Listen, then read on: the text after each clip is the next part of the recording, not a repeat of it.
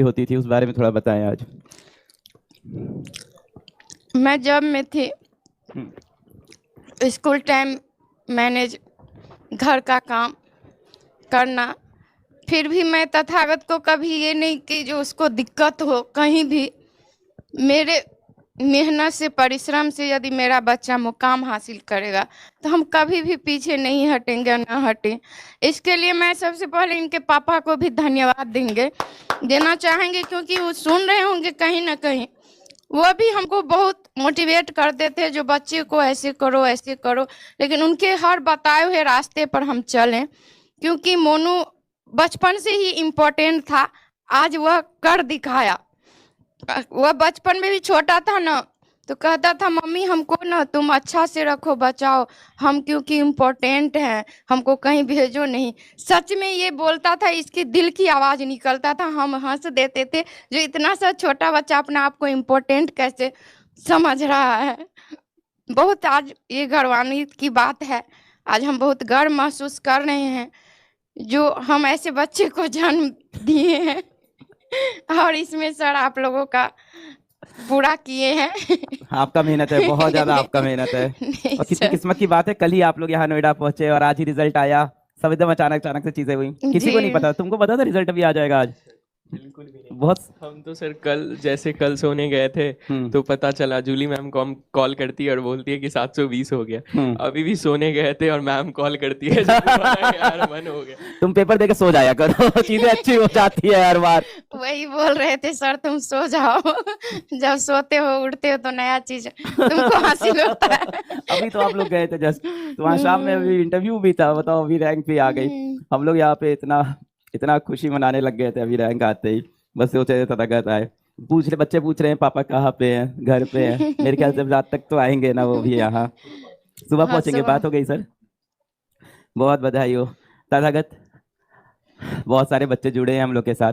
अपनी जर्नी अब बताना चाहोगे? तुमने बैच में भी बताई, कल लाइव में भी बताई, अपनी जर्नी यहाँ बताना चाहोगे रैंक 1 आने के बाद?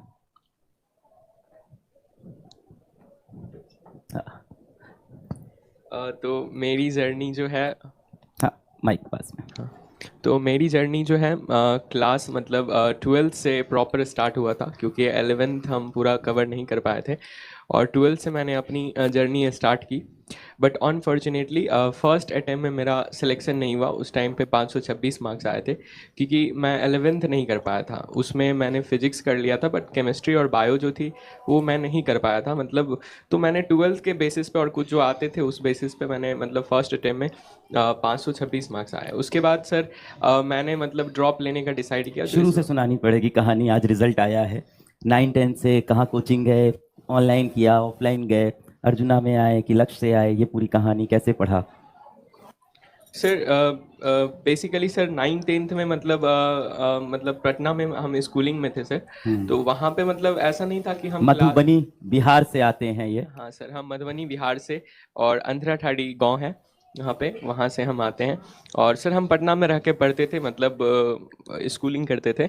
तो वहाँ पे सर ऐसा नहीं था कि सर हम क्लास में कुछ टॉपर्स थे। हाँ, बट साइंस में हम अच्छे थे सर। तो साइंस के जो भी टीचर्स थे वो हमको बहुत ही पसंद करते थे। और हमको साइंस पसंद था, तो हम दिन भर साइंस पढ़ते थे। तो मतलब टीचर्स ने मतलब दूसरे टीचर्स मतलब दूसरे सब्जेक्ट्स में उतना अच्छा नहीं कर पाता था। तो स्कोर नीचे ही रहता था, मतलब वो एकदम नीचे से टॉप करता था मैं। नीचे से टॉप करते थे, आज ऊपर कर लिया। और फिर सर जो मैं 9th-10th में बेसिकली सीरियस था चीज़ों को लेके। सर आपके भी लेक्चर्स हम देखते थे 9th में सर। वो जो 9th में जैसे मोशन अंडर ग्रेविटी है थोड़ा सा, उस सब का लेक्चर देखते थे सर। बहुत अच्छा लगता था वो लेक्चर्स। और मेरे अंकल हैं संजय सर हैं, वो उन्होंने काफ़ी गाइड किया 9th-10th से। लेकिन सर 10th के बाद क्या हुआ, 11th में जो कोविड आया था, तो उस टाइम पे सर हम कहीं ना कहीं भटक गए सर चीज़ों से। मतलब वो डेस्टिनेशंस ही जैसे वो धुंधला हो गया था, कुछ दिख नहीं रहा था, मतलब पता ही नहीं चल रहा था हम क्या कर रहे हैं। तो और ना ही टीचर से कोई कांटेक्ट हो पा रहा था। तो मतलब पूरा 11th बर्बाद हो गया। और उसके बाद फिर 12th में तो वही लक्ष्य ज्वाइन किए, लक्ष्य बैच लॉन्च हुआ। फिर लक्ष्य में अच्छी से तैयारी करी, मतलब फिर 526 मार्क्स आए। और उसके बाद सर लक्ष्य में जब तैयारी कर रहे थे तो ऐसा नहीं था कि 11 तो नहीं आता है?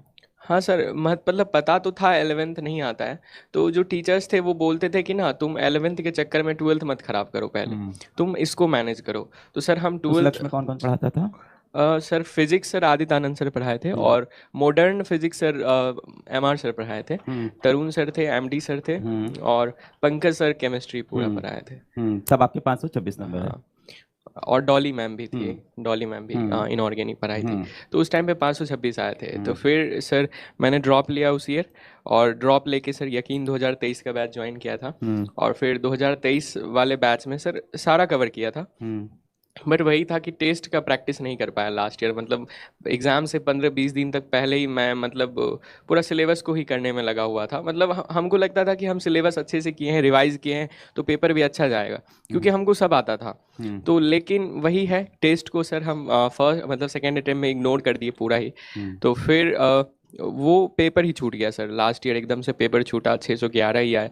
तो काफ़ी बुरा लगा सर, जो हम करने वाले थे इस चीज़ को लेकिन नहीं कर पाए। तो फिर हम फिर से ड्रॉप लेने का सोचे।